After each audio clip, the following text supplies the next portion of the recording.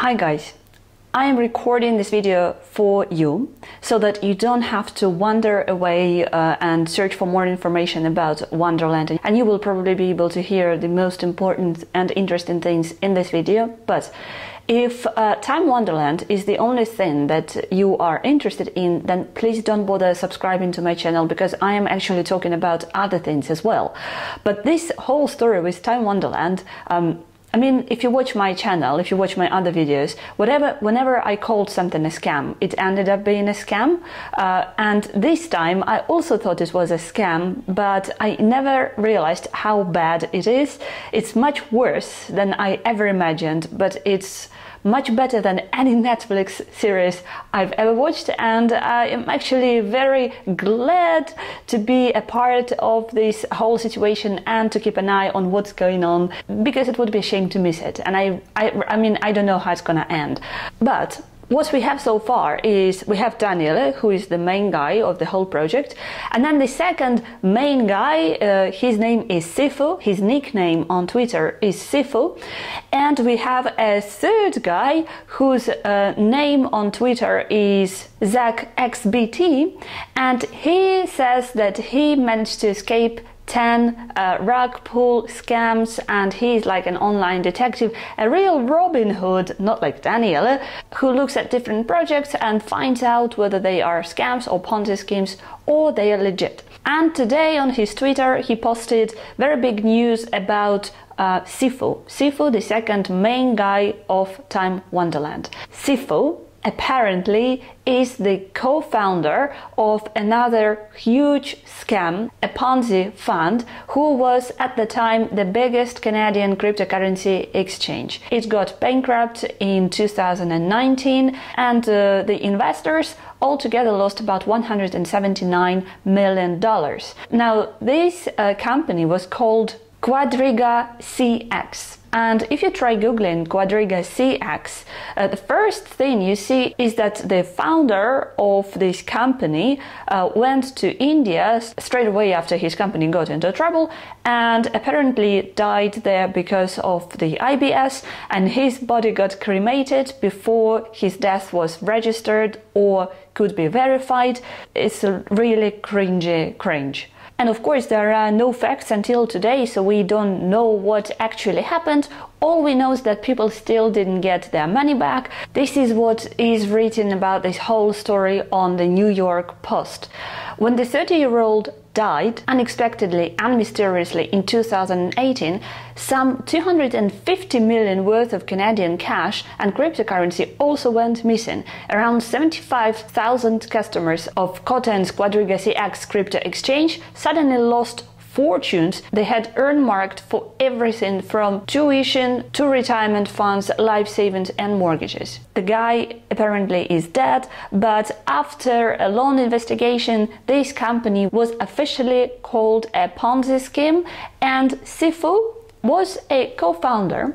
Now, if you think this is as bad as it gets, listen further. So Sifu apparently was the co-founder of Quadriga CX. But I found some information on the internet. Again, I cannot say that these are facts, but according to this information, Sifu was actually the leader of that company. He was the guy who was holding all the investors' money in his private wallet. Can you imagine that? He had all the keys, he had the access to all the funds, and so after the company got busted, they put all fault on the guy who apparently died in India. So the name of Sifu is Michael Patrin. But it's not that straightforward. He is a convicted felon, but Michael Patrin is his new name, and his original name was actually Omar Dahani.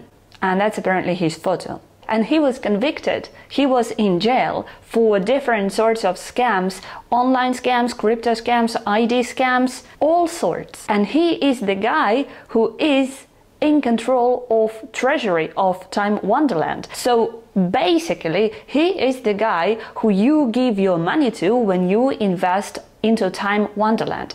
I mean, guys, if I read one positive comment protecting Time Wonderland under this video, I'm gonna pin it, because I honestly don't believe that anyone could be still defending this scam.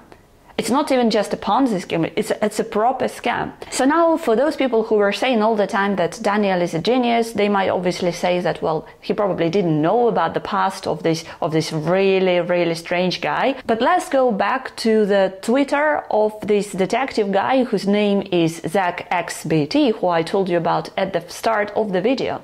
He, after he found out about the past of Sifu and his real name, he messaged Daniele and he put the screenshots of their conversation on his Twitter. I'm gonna put all the links in the description box below this video, and if you want to check it out for yourself, then please do so, because this is absolutely crazy. So 10 hours ago, he writes, "This needs to be shared.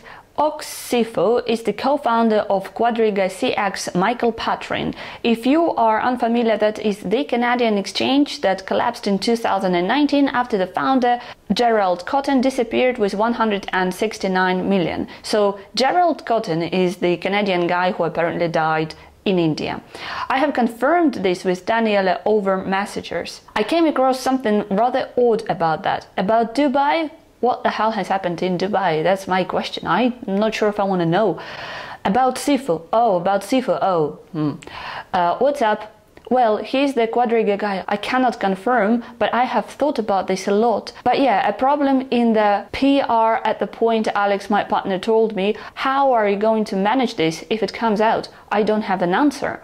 I can't count on a single hand how many people know. We started this together without knowing. It's interesting, you know? I thought he was more careful. Next tweet. Prior to Quadriga, Michael helped run identity theft ring called Shadow Screw, in which he later pled guilty to.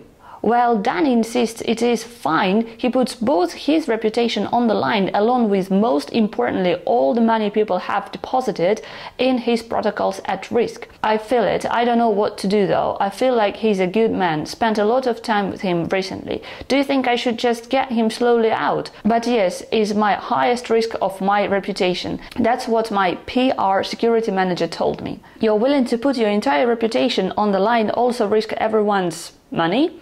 Nah, I am not. Well, that's what you're doing. And the last one, I never would have expected this, but cannot sit on it any longer, especially after the events experienced earlier this week with Time. And so you can obviously argue here the guess that Daniele knew, but you cannot argue one fact.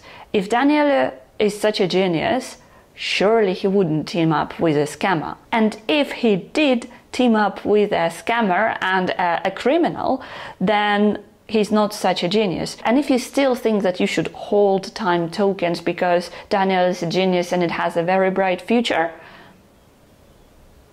I don't know what else to say.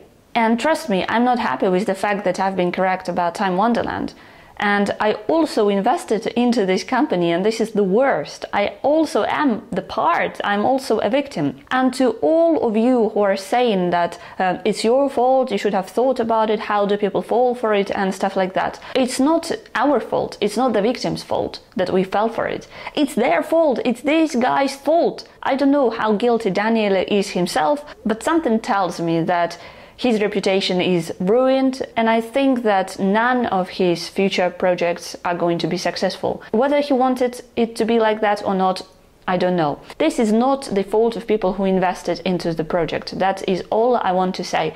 It is their fault, guys. And if someone says, I have only $50, I have only $100 in Time Wonderland, that doesn't matter. Because these guys, they don't deserve 1 cent of your money. If someone thinks we shouldn't judge this person on his past, even though he did several crimes, not just one, but several, it's fine. You don't have to judge him on that. But the problem is, it was all about the community and we all were together and no one knew about the past of the second most important guy in the project. Do you think this is fair? And the second question is, if you knew who this guy was, would you still invest into Time Wonderland? And even now, after all of it was revealed, if you open the Twitter of Sifu, there is nothing there. Everything's fine. Oh, we still have about 100 changes to make to Time Wonderland because it's such an amazing project with a bright and successful future. Not a single word to say that this is all lies and this is not true. What conclusion can we make? Okay guys, I'm really sorry for you and for myself, and I hope that we will never fall for a scam like this again. See you in my next video. Bye bye.